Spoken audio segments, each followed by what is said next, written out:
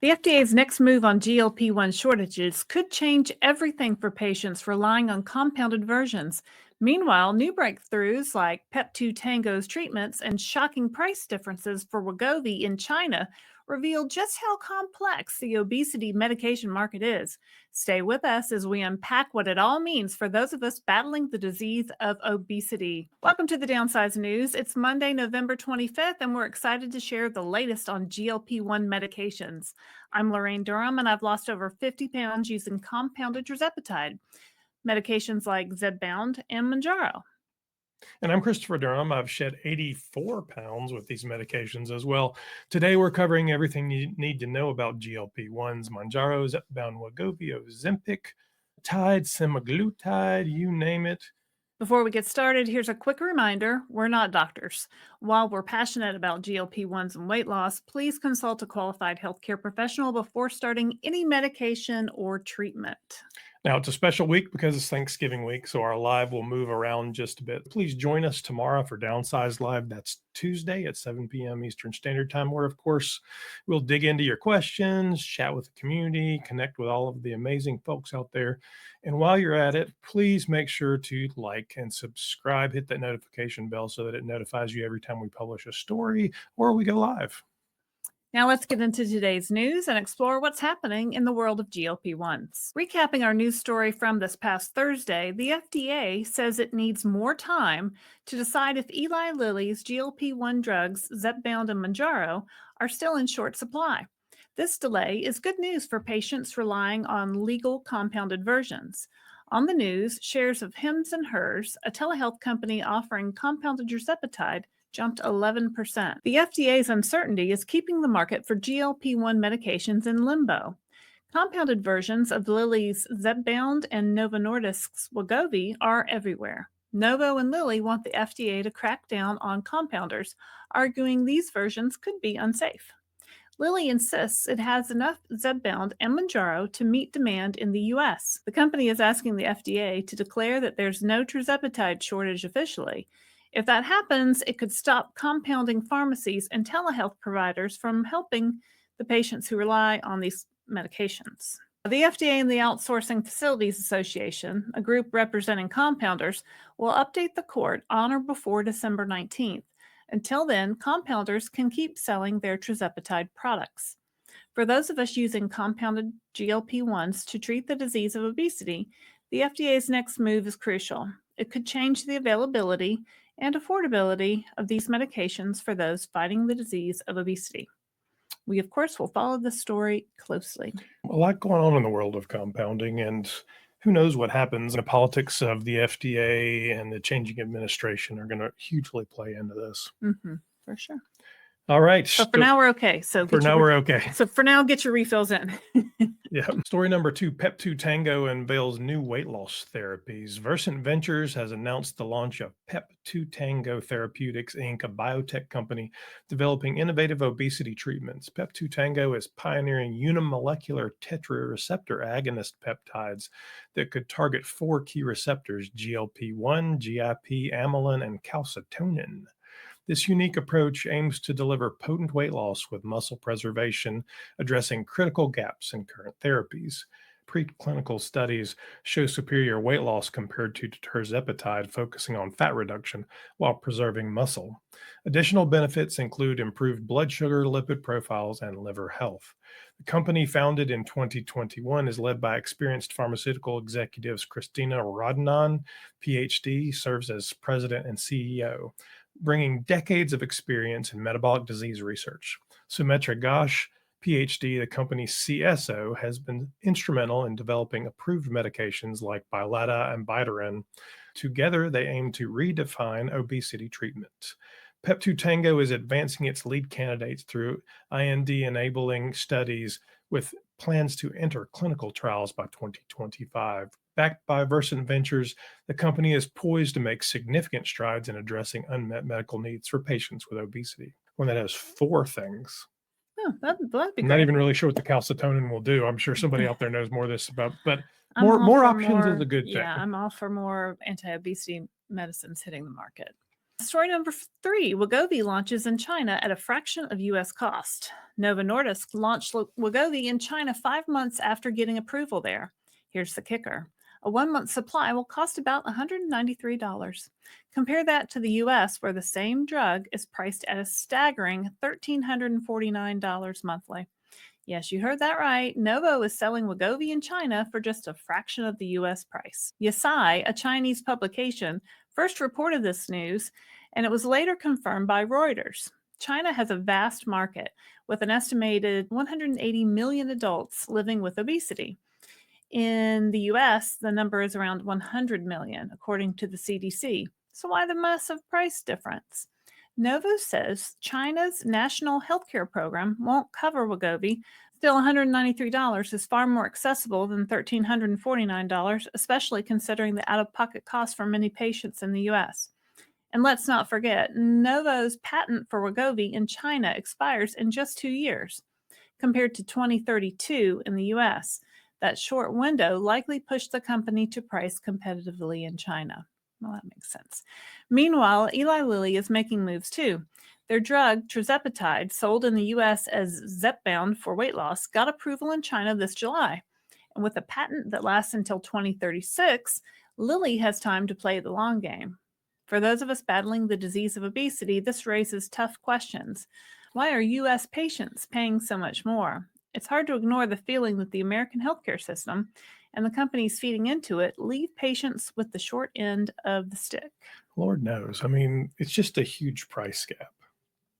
And there's not even that many. Well, there's 180 million Chinese with obesity versus 100 million Americans with obesity. So almost twice the size. So Wegovy's $193 in China. It's $1,349 in the U.S. The patent for Wegovy expires in 2 years in China, and their US, public health care does not pay for it, so they're not getting a subsidy from. They're not getting a subsidy from the public health care in China. So I guess they're figuring, let's get interested in taking Wegovy in China as soon as possible, because when our patent runs out, there'll be generic versions. We might as well maximize. But why would they make it so cheap? They must think they can do the manufacturing. Man, I think the challenge in the U.S. is I don't think either Novo Nordisk or Lilly can actually manufacture to capacity. Not currently. They're selling every dose they have. Even if they get factories online, they can't supply the 100 million people here anyway. They can't supply the 50 million people. So do Wegovy in China, is it manufactured in China? I would assume so. I would assume manufacturing in China is a lot cheaper than here. Right. Well, maybe that has something to do with it too. Yeah. Maybe it does. Next story, Novo and Lilly and the push for insurance expansion. To no one's surprise, big pharma giants Novo Nordisk and Eli Lilly are lobbying hard to expand insurance coverage for their blockbuster GLP-1s. On the surface, they're making the case to employers and labor unions that drugs like Wegovy, Zepbound, Ozempic, and Mounjaro are critical for fighting obesity and its related health complications. But let's be honest, this is about more than public health. It's also about profits and market dominance. The Wall Street Journal actually reports that teams from these manufacturers have been meeting with the labor unions and with large employers, which is pretty unprecedented because they meet with insurance companies, they meet with PBMs. They have rarely, if ever, gone in and said, hey, major union, you should be covering this. So they're bypassing. I guess the union kind of sets its own healthcare policy. I mean, their healthcare, large companies are pretty much self-insured. Right. But I mean, they're meeting and they didn't say which companies, but you have to figure if you could get a General Electric, a General Motors, a Google, there's, Walmart, there's so many employees out there that just creates a gigantic market for it. These companies aren't just promoting life-changing treatments. They're eyeing an enormous payday. Analysts project the global market for GLP-1 drugs could reach $105 billion by 2030. That's only possible if more patients gain access through insurance coverage or they sell their drug a little cheaper. And Novo Nordisk and Eli Lilly are working overtime to make sure they control as much of the market as possible. For our community, using GLP-1s to treat the disease of obesity, this lobbying could have a profound impact. Right now, only 25% of Americans have insurance that covers these medications. That means many patients face the impossible choice of paying out of pocket at $1,349 per month, as we said earlier, for Wegovy and Ozempic, or $1,060 per month for Zepbound or Mounjaro, or simply going without because they can't afford the high price. For those of us battling the disease of obesity, these drugs aren't just a tool for weight loss. They're a lifeline helping to address a disease that's been long misunderstood and underfunded and ended our lives all too soon. The companies arguing that expanding insurance coverage could lead to long-term savings by reducing obesity-related health issues like heart disease, diabetes, and sleep apnea. And the science is compelling. Honestly, it's changed the way I am. It's changed. I've stopped taking blood pressure medication, sleep better, the whole 9 yards. So the science is definitely compelling, if just from this one patient. Wegovy is FDA approved to lower the risk of heart attacks and strokes, and Eli Lilly is pushing for Zepbound to treat sleep apnea. There's even research into whether these drugs could help with conditions like addiction, and we've talked about this a number of times on the news, Alzheimer's, and more. But let's not forget the broader context. Novo Nordisk and Eli Lilly are racing to dominate the market, not through altruism, but to grow their profits and capture as much market share as possible. Their targeting HR teams and labor unions pushes employers to include these treatments in their health plans. While this could improve access for many patients, it also shifts the financial burden onto employers and insurers, while the pharmaceutical companies rake in massive profits. And of course, we know the PBMs are right there collecting a huge percentage of it. For patients like us using GLP-1s, this push could be a game changer. Unfortunately, it's not going to help us. We're not a part of a union. We don't work for a big we company. don't work for a big company. Self-employed. But we'd love to see them push some of the marketplace insurers to really cover these as well. Because honestly, opening the door to broader access and potentially transforming lives is critical, and is something we continue to advocate for. As we watch Big Pharma lobby and negotiate, we must remember these companies are playing a high-stakes game of business, where patients are often the ones left hoping the promises of better coverage and lower costs become a reality. Yeah, we can't forget that Eli Lilly and Novo Nordisk are in business to make money. Absolutely, and they should. They're not in business to eliminate obesity from the planet. So, we don't begrudge them making a profit, and we're glad to see them talking directly to big insurers to try to get them to cover Ozempic, Wegovy, Mounjaro, Zepbound. So, and I guess their take, the drug manufacturer's take, is, hey, if you have these drugs, these GLP-1 drugs covered, your employees will have less sick days, and maybe they won't have a heart attack, or, it'll resolve sleep apnea. Maybe they won't come to work tired. There are a whole bunch of other problems could be resolved with these GLP-1s. Well, we know Lilly and the NHS in the UK have a test that is either running or getting ready to run on whether they can improve out time and sick time with workers. So it'll be interesting to see how that comes out as well. All right, next story up. More than half of U.S. adults could benefit from GLP-1 medications. New research from the Richard A. and Susan F. Smith Center at Beth Israel Deaconess Medical Center shows that. They found that 137 million adults in the U.S. are eligible for semaglutide. This includes people needing help with weight loss, diabetes, or heart health.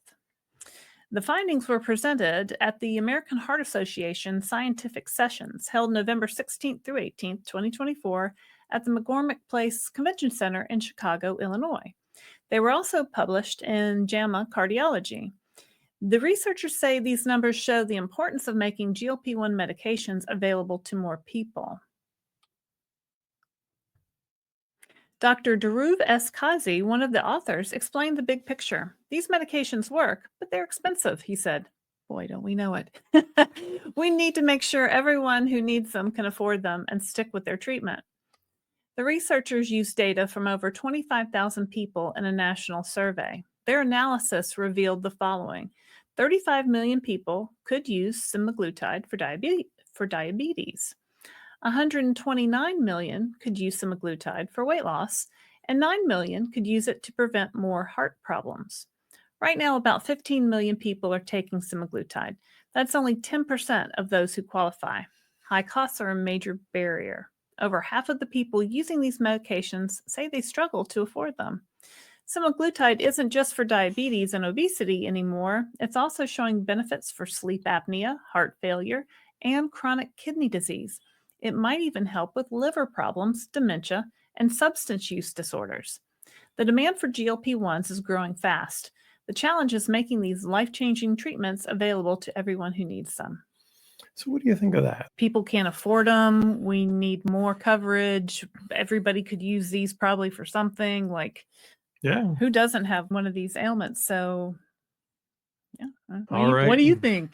I think all of the above. Absolutely. I mean, Mhm. it's about making sure that people can get the healthcare needs they have taken care of, and it's available and accessible both financially and physically. Can actually get the Yeah, we want to medications. be able to have the medications in stock when we need them, Mhm. and we want them to be a reasonable price. Under $100 would be nice. So Absolutely. that's what I'm putting out into the world. Sounds like a good thing to put out Mhm. into the world. All right, that wraps up today's edition of the Downsized News. We hope you found the updates helpful and insightful as you navigate your own GLP-1 adventure. And while you're here, don't forget to check out our Downsized store at thedownsized.org, where you'll find GLP-1 companion products and more to support your adventure. Before we sign off, if you've enjoyed following the adventure Lorraine and I are on and want to stay updated with real stories, insights, and tips about GLP-1 medications, please like this video and subscribe to our channel. And of course, don't forget to hit the notification bell so you never miss out on our latest updates and live streams. Your support helps us grow and continue sharing valuable content with those of us battling the disease of obesity. I'm Laraine Durham. And I'm Christopher Durham, and we are the Downsized.